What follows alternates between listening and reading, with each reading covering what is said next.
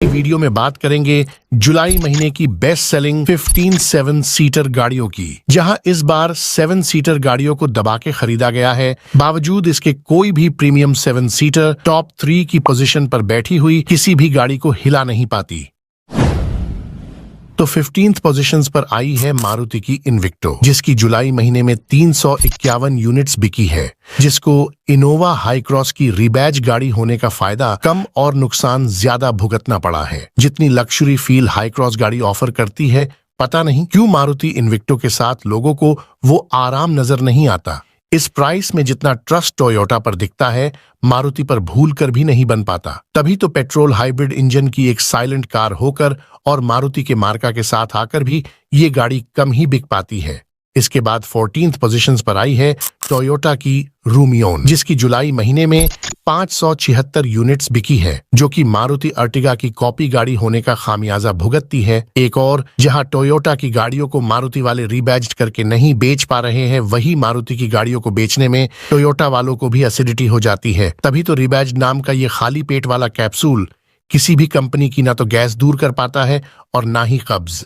तो कुल मिलाकर रूमियोन गाड़ी अर्टिगा के आगे उस दूर की रिश्तेदार जैसी नजर आती है, जिनके दर्शन छठे चौमा से ही देखे जाते हैं। इसके बाद 13th पोजीशंस पर आई है एमजी की हेक्टर प्लस, जिसकी जुलाई महीने में 579 यूनिट्स बिकी है, जो कि बिक्री के नाम पर कोई खास मैजिक नहीं दिखा पाती और दिखने में रंगीन इस गाड़ी का जादू नहीं चल पाता, जिसको इंडिया के लोगों ने ना दिल से लगाया ना ही दिमाग से। फिर भी अपने फीचर्स और डिजाइन की वजह से 7 सीटर गाड़ियों में गिनी जाती है, जिसको 7 सीटर गाड़ियों के पॉइंट ऑफ व्यू से ओवर प्राइस टैग का सामना करना पड़ता है, जबकि इसको अफोर्डेबल और रिलायबल गाड़ियों में भी नहीं गिना जाता है, इसलिए बाकियों से कम बिकती है। इसके बाद 12th पोजीशंस पर आई है टाटा सफारी, जिसकी जुलाई महीने में 1242 यूनिट्स बिकी है, जो कि टाटा की प्रीमियम और मजबूत 7 सीटर होके भी कंपैरेटिवली कम बिकती है। जो इस सेगमेंट की हैवी लुक वाली वो बोल्ड गाड़ी है, जिसकी पावर और कंफर्ट का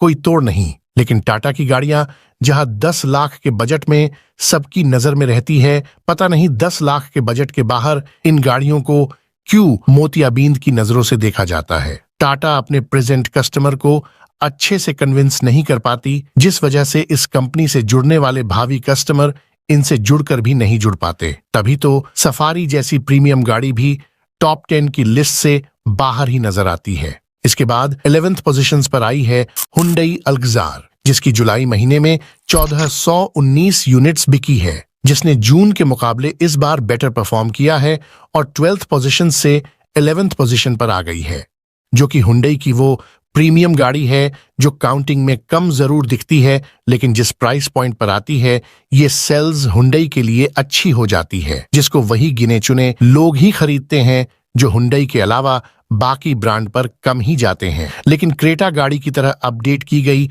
ये गाड़ी बिक्री में क्रेटा के फिगर तक नहीं पहुंच पाती, जो कि पेट्रोल डीजल इंजन की एक पावरफुल गाड़ी तो है ही, साथ में फीचर्स से भी फुली लोडेड है। इसके बाद 10th पोजीशंस पर आई है रेनो ट्राइबर, जिसकी जुलाई महीने में 1987 यूनिट्स बिकी है, जो कि पिछले महीने से अच्छी बिकी है, जिसको फेसलिफ्ट के साथ ही सीएनजी इंजन में आने का बेनिफिट्स मिल जाता है। तो सबसे सस्ती 7 सीटर गाड़ी का खिताब भी ट्राइबर को ही जाता है, तभी ये 10th पोजीशन पर बराबर देखी जाती है, जो कि रेनो की तरफ से अकेली मैदान में लड़ने वाली गाड़ी बनी हुई है, जिसको 4 स्टार की क्रैश टेस्ट रेटिंग की वजह से भी प्रायोरिटी पर रखा जाता है। तभी तो मिडिल क्लास फैमिली इसको सिर आंखों पर रखती है। इसके बाद 9th पोजीशंस पर आई है XL6, जिसकी जुलाई महीने में 2146 यूनिट्स बिकी है, जो कि अर्टिगा की तरह ही पेट्रोल और सीएनजी इंजन की वो मायावी गाड़ी है, जो लिस्ट में ज्यादा बट रोड पर कम दिखती है, जिसको लोग शोरूम से ले जाके कहां चलाते हैं इस पर भी सौद की जा सकती है। जो 7 सीटर सेगमेंट की वो गाड़ी है, जिसकी लुक्स और फीचर्स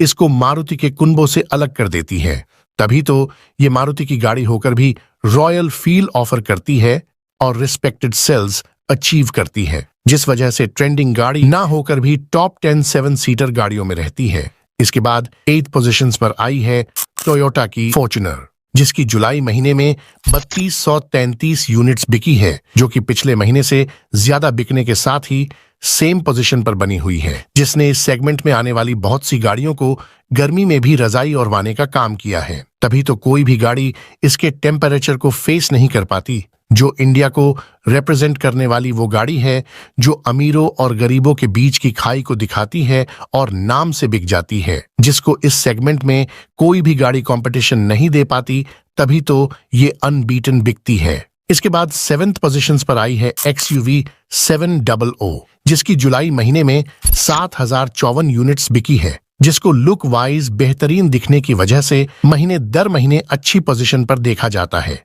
जिसके सेफ्टी स्टैंडर्ड के आगे कोई भी गाड़ी नजर ही नहीं आती, तो फैमिली फीलिंग भी ऑफर करती है, जिसका रोड प्रेजेंस सेगमेंट की बाकी गाड़ियों से शानदार निकल कर आता है, तो परफॉर्मेंस में भी ये किसी को जल्दी से आगे नहीं जाने देती, जिसको अब 5 सीटर की जगह 6 और 7 सीटर ऑप्शन में ही बेचा जा रहा है। इसके बाद 6th पोजीशंस पर आई है भारत की देसी गाड़ी यानी महिंद्रा की बोलेरो, जिसकी जुलाई महीने में 7513 यूनिट्स बिकी है, जो कि वो देसी गाड़ी है जिसकी सेहत पर किसी भी गाड़ी के आने का रत्ती भर भी फर्क नहीं पड़ता, जो सभी तरह के रोड पर ऑलराउंडर परफॉर्मेंस के लिए जानी जाती है, जिसको सिंपल होते हुए भी पब्लिक कभी इग्नोर नहीं करती, तो बोलेरो भी अपने मालिक की पॉकेट पर आंच नहीं आने देती। तभी तो इस देसी गाड़ी का नाम पिछले 25 सालों से सबकी जुबान पर है, जिसको बहुत जल्दी नई लुक के साथ लॉन्च किया जाना है। इसके बाद 5th पोजीशंस पर आई है किया कैरेंस, जिसकी जुलाई महीने में 7602 यूनिट्स बिकी है, जो कि अब पहले से काफी अच्छी बिकने लगी है, जिसमें पता नहीं लोगों को कौन सा शिलाजीत दिखने लगा है कि लोग इस पर चढ़े बिना खुद को रोक नहीं पाते, जिसके पेट्रोल और डीजल दोनों इंजन अच्छा बिक जाते हैं। तभी इसको प्रीमियम 7 सीटर गाड़ी के तौर पर खरीदकर टॉप 5 की पोजीशन में पहुंचा दिया जाता है, जिसको अनसेफ होकर भी एक ट्रस्टेड 7 सीटर गाड़ियों में कंसिडर किया जाने लगा है, जो बेहतरीन दिखने की वजह से खरीदी जाती है, तो इंटीरियर फीचर्स भी बेस्ट सेलिंग का रीजन बन जाता है। इसके बाद 4th पोजीशंस पर आई है टोयोटा इनोवा, जिसकी जुलाई महीने में 9119 यूनिट्स बिकी है, जो कि क्रिस्टा नाम से डीजल इंजन में तो पॉपुलर है ही, साथ में हाई क्रॉस नाम से पेट्रोल हाइब्रिड में भी तबाही मचाती है, जिसमें कंफर्टेबल राइडिंग का मजा बिना किसी फालतू भड़क के लिया जाता है। तभी तो लॉन्ग ड्राइव के लिए और स्पेस के हिसाब से इनोवा गाड़ी एक सदाबहार 7 सीटर मानी जाती है, जो कि इंडियन मार्केट में काफी लंबे समय से बनी हुई है और आज भी कई एडवांस्ड गाड़ियों के पसीने छुड़ा देती है। इसके बाद 3rd पोजीशंस पर आई है मारुति इको, जिसकी जुलाई महीने में 12341 यूनिट्स बिकी है, जो कि पिछले महीने से 3000 यूनिट्स ज्यादा बिकी है और 3rd पोजीशन पर डटी हुई है। ये इंडिया की वो गाड़ी है जो ना तो फीचर्स में कोई खास है और ना ही सेफ्टी फीचर्स में, फिर भी इतना बिकती है कि टॉप 3 से कोई हिला नहीं पाता, जिसको रियल 7 सीटर माना जाता है, जो गाड़ी के मजे के साथ पैसे का मजा भी देती है। तभी तो इसको फैमिली गाड़ी के साथ ही कमर्शियल पर्पस में यूज किया जाता है। और सबसे बड़ी बात है कि लंबे समय से अपडेट नहीं किए जाने के बाद भी ये 3rd पोजीशन पर बिकती है। इसके बाद 2nd पोजीशंस पर आई है महिंद्रा की स्कॉर्पियो, जिसकी जुलाई महीने में 13,747 यूनिट्स बिकी है, जिसको पहले से ज्यादा खरीदा गया है, बट 1st पोजीशन को बीट नहीं कर पाती, जो कि असली मायनों में 7 सीटर के ताज की हकदार है, क्योंकि इको और अर्टिगा जहां पैसा कमाने के लिए ली जाती है,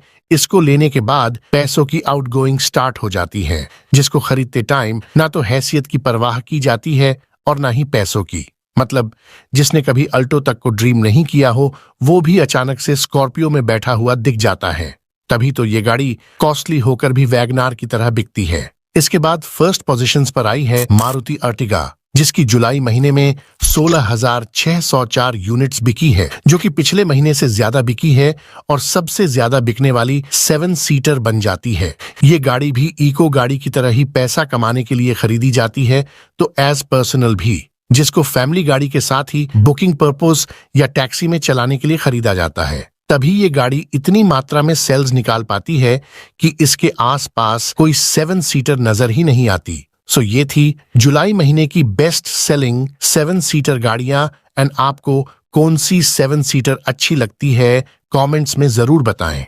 मिलते हैं एक और इंटरेस्टेड और रोचक जानकारी के साथ। जय हिंद।